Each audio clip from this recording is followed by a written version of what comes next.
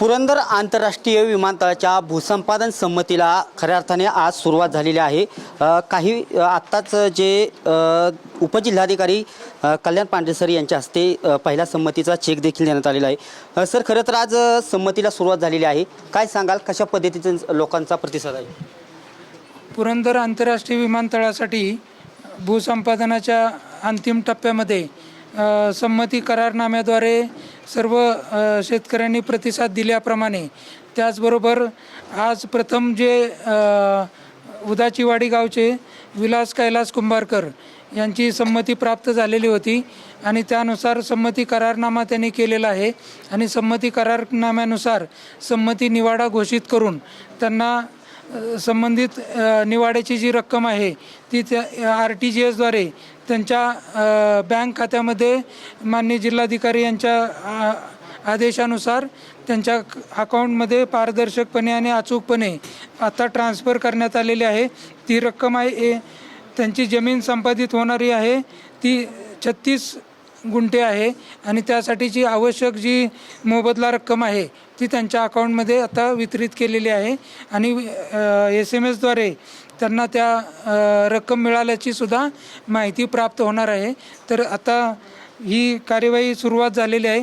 याच पद्धतीनं जे इतर शेतकरी आहेत त्यांचीसुद्धा आपण ही संमती करारनाम्याची प्रक्रिया 10 जूनपर्यंत करणार आहोत आणि सर्वांचे जे काही अंतर्गत वाद आहेत किंवा हे आहेत ते आपापसाने तडजोडीनं सोडवावेत, जेणेकरून संमती मोठ्या प्रमाणात मिळू शकेल आणि शेतकऱ्यांना त्यांचा मोबदला वेळेत मिळू शकेल। खरं तर जी संमती आहे, मोजणीची संमती वेगळी आणि जी खरेदी आत्ता होती ही संमती वेगळी असणार आहे। कारण काल शेतकरी सांगताना म्हणत आहे की आम्ही मोजणीच्या संमतीला परवानगी दिली, परंतु अजून जी आजची खरेदी संमती होती त्याला आम्ही अजून परवानगी दिली नाही। कशा पद्धतीला संमती ही भूसंपादनासाठी सुरुवातीला दिली होती, त्यावेळेस दर निश्चित झालेला नव्हता, तरीसुद्धा शेतकऱ्यांनी दिली होती। त्याचबरोबर दर निश्चित झाल्यानंतरसुद्धा आतापर्यंत मोठ्या प्रमाणात शेतकऱ्यांनी संमती दिलेली आहे आणि सर्व शेतकऱ्यांचं आभार मानण्यात येत आहे की ते स्वतःहून संमती देत आहेत आणि शासनाने संमती निवाडा केल्यानंतर जे लाभ दिलेले आहेत ते भूसंपादन कायद्याबरोबरच त्यांना महाराष्ट्र औद्योगिक विकास अधिनियमाअंतर्गत त्यांना 10% विकसित जमिनीचा भूखंड मिळणार आहे। त्याचबरोबर खाजगी प्रकल्पामध्ये नोकरी आहे, त्याचसोबत त्यांना घर किंवा गोटा शिफ्ट करण्यासाठीचं अनुदान आहे। 7.5 दिवसाची प्रश्न असा आहे की खरेदी संमती वेगळी आणि जी मोजणी संमती ही वेगळी असणार। करारनाम्यासाठी जी संमती आहे ती अंतिम संमती आहे आणि ही संमती ज्यांची आहे त्यांनाच करारनामा करता येईल।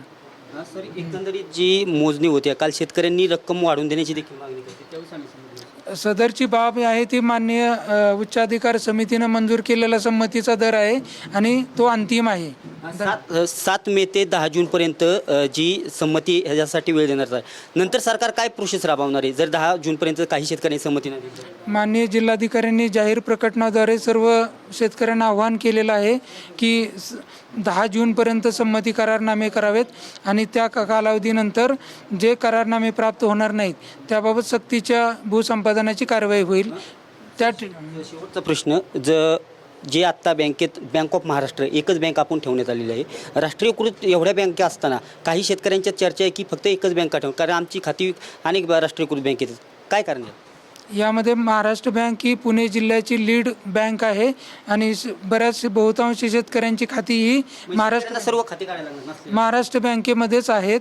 त्यामुळे आणि या भागात ही उपस्थित असलेली सर्वात मोठी महाराष्ट्रातली महाराष्ट्र बँक आहे, त्यामुळे त्याच्यात खाते ओपन केलेत।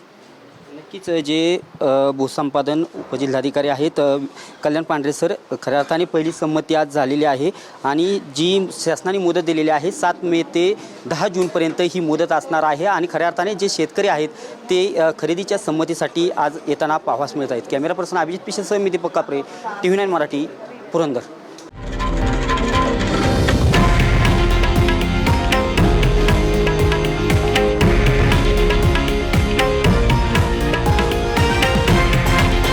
हे आहे देशातील नंबर 1 न्यूज नेटवर्क आणि आपण पाहत आहात TV9 मराठी, एकमेव।